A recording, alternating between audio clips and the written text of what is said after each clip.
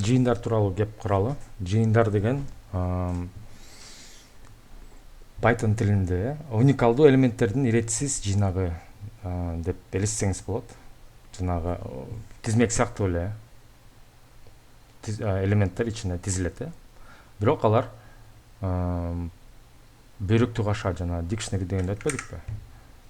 Могу сыяктуу бөйрөктүү каша менен жазылат. Анын ичинде кайталанган нерселер болбойт. Мондай 2 2 3 3 дегендер баары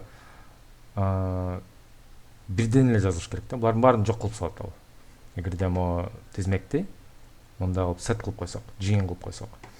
Ошондо бул дагы бир жолу айтып кетейин, уникалдуу элементтердин иретсиз жыйнагы. Иретсиз деген мисалы азыр мондай тизмекти мындай сактап коесуз да, ушул ирет менен. Кийин колдонгондо деле ушул ирет менен кете берет. Ал эми жыйындарга келгенде, сеттер келгенде бир карасаңыз ирет ушундай болот, бир карасаңыз биякта болуп калат, ушул сыяктуу да, ар кандай ирети ар кандай боло берет. Ошол эсиңизде болсун. Жыйындар эмне үчүн керек дегенде, биз тизмектен же башка бир кыдырылуучу деген iterable да англис тилинде. Ошол нерседен дубликаттарды алып салганга жардам берет. Андан тышкары эки же андан көп жыйындардын биригүүсүн union деген кесилишин же айырмасын тапканга жардам берет. Булардын баарын анан шашпай көрсөтүп берем. Эми мүчөлүгүн текшерүүдө керек болот. Мүчөлүгүн деген момо in деген текшеребиз да. Мүчөлүктү мына мондоп текшербедикпи?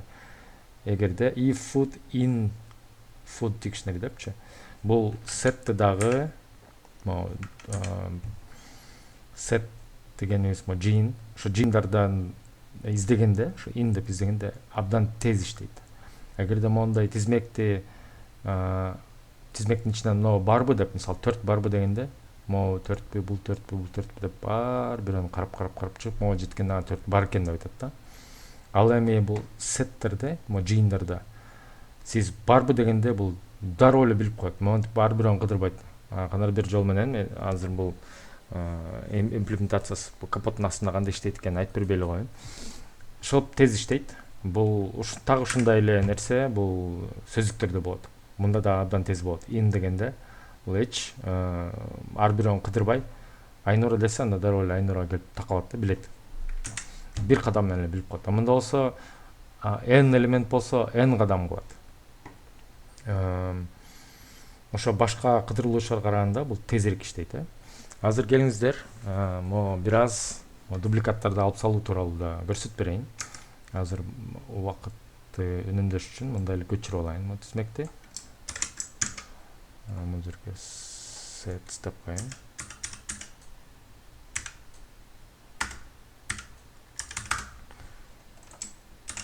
Мында бар дейли. R деп коелу, set. Бул my list деген тизмекти азыр setке айландырып коебуз. Жыйынга айландырып коебуз. Мына 1 2 3 4 деп чыктыбы? Көрдүңүзбү? Мо кайталанган элементтер барын алып салды, дубликаттарды алып салды. Ар бирөөнү уникалдуу элемент кылып койду. Кийинкиси new list дейли, my set. Кайрадан ана ошондо бул жерде мындай мисал келтирилип атат да. Биз биринчи алдык да муну set кылып койдук, жыйын кылып койдук. Эми ушул так эле кайрадан монун ичиндеги кайталанган элементтерди алып салгыбыз келет да. Эми ошо setти кайрадан лист кылып коебуз, тизмек кылып коебуз да. Мына тизмек кылып, ошондо биз сиздерге тапшырма берсе, монун ичиндеги кайталанган нерселердин баарын алып сал, кайра эле тизмек кылып кой десе, сиз set кыласыз. Анан ал результатты кайрадан эле лист деп коесуз. Ошентип сиз максатыңызга жетсеңиз болот. Бул дубликаттарды алып салуу болчу. Эми эки тизмектин кесилишин табуу. Кесилиши деген экөө окшош жерлери деген да. Экөөндө кандай окшош жерлер бар экенин билсек болот. Мисалы, эки курс бар дейли сиздерде. Курстун айдилери дейли мо. Кечиресиз, мо лист 1 деген бул биринчи курс, бул экинчи курс дейли. Бул математика дейли, бул болсо геометрия дейли. Бул окуучулардын айдилери дейли. ошондо экөөнө тең барган кайсы окуучу бар, кайсы окуучулар эки сабакка тең ошо математикага да геометрияга да барат деп билгибиз келсе ушундай кылабыз. Мына биринчи эки тизмекти алдык, аларды сет кылып койдук. Анан сетте сонун intersection деген, кесилиш деген методу бар. Айтып атат, мына 4 жана 5 экөөнө тең барат деп. Мына 4 жана 5 көрдүңүздөрбү? Эки сабакка тең барат экен.